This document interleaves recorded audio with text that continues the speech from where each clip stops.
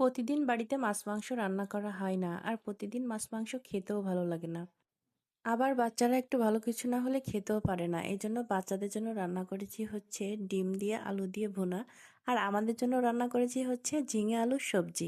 এখনকার আবহাওয়া এই রোদ এই বৃষ্টি, সকাল থেকে আবহাওয়া বেশ ভালোই ছিল, কিন্তু দুপুরের রান্না শেষ হতে না হতেই মেঘ হয়ে বৃষ্টি শুরু হয়ে গেল।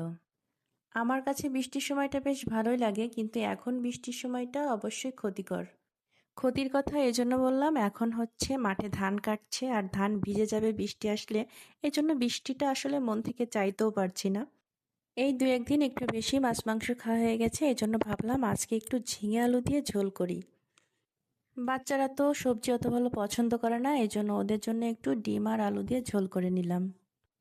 রান্না শেষ হতে না হতেই হুট করে কারেন্ট চলে গেল এবং চারিদিকে মেঘ হয়ে অন্ধকার হয়ে গেল।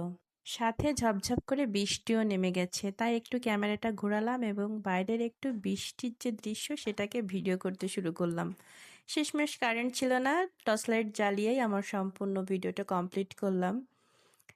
যাই হোক, আমার রান্নাটাও শেষ হয়ে গেছে। আজকে আমি রান্না করলাম ডিম আলুর ঝোল আর ঝিঙে আলুর ঝোল। আজকের ব্লগটা এ পর্যন্তই। সবাই ভালো থাকবেন। আল্লাহ হাফেজ।